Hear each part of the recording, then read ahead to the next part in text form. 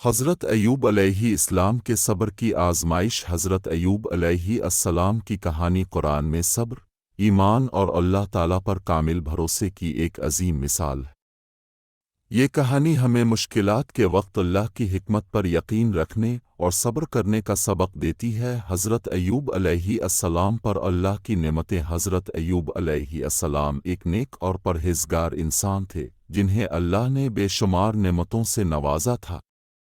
آپ کے پاس وسیع زمینیں، بے شمار مویشی، ایک بڑی خوشحال اولاد اور بہترین صحت تھی۔ ان تمام نعمتوں کے باوجود حضرت ایوب علیہ السلام اللہ کے شکر گزار اور عبادت گزار بندے تھے۔ آپ دوسروں کی مدد کرتے اور ہر حال میں اللہ کا شکر ادا کرتے۔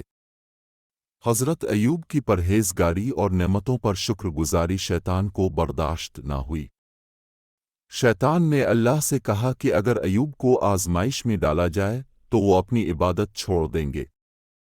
اللہ نے ایوب علیہ السلام کو آزمائش میں ڈالنے کی اجازت دی تاکہ ان کے صبر کا امتحان لیا جا سکے۔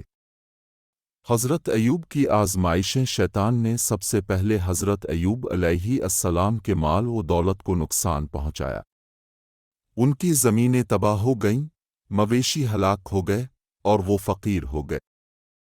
لیکن حضرت ایوب علیہ السلام نے اس پر صبر کیا اور کہا، بے شک ہم اللہ کے ہیں اور ہم اسی کی طرف لوٹ کر جانے والے ہیں۔ سورہ البقرہ 2:1-5-6۔ اس کے بعد شیطان نے حضرت ایوب علیہ السلام کے تمام بچوں کو ایک حادثے میں ہلاک کروا دیا۔ یہ ایک انتہائی کڑی آزمائش تھی، لیکن حضرت ایوب علیہ السلام نے پھر بھی اللہ کے فیصلے کو قبول کیا اور صبر کیا۔ آخری آزمائش میں شیطان نے حضرت ایوب علیہ السلام کی صحت پر حملہ کیا۔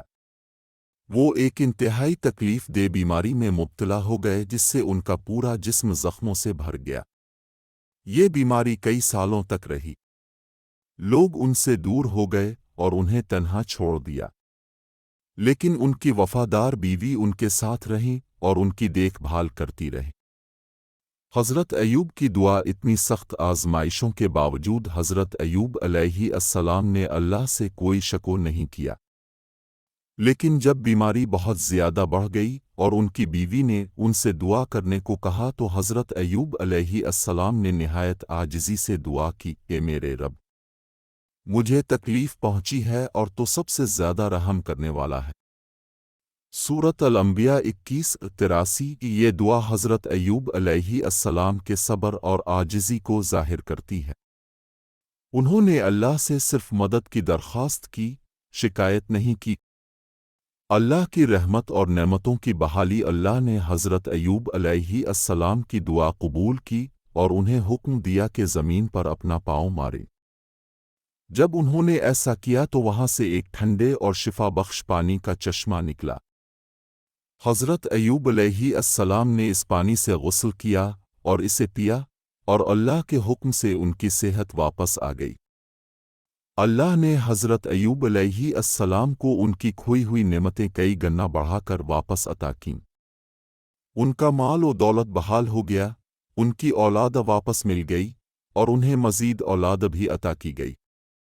اللہ تعالیٰ فرماتا ہے، اور ہم نے ان کو ان کے اہل خانہ واپس دیے اور ان کے ساتھ اتنے ہی اور ہماری طرف سے رحمت کے طور پر اور عقل والوں کے لیے نصیحت کے طور پر۔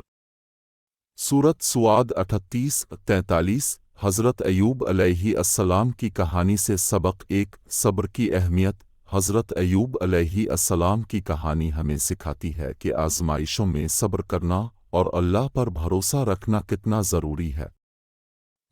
ہر حال میں شکر گزاری۔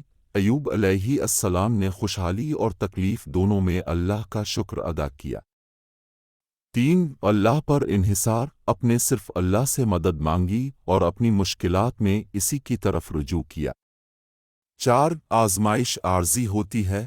آزمائشیں عارضی ہوتی ہیں اور ان کا مقصد انسان کو پاک اور اللہ کے قریب کرنا ہوتا ہے۔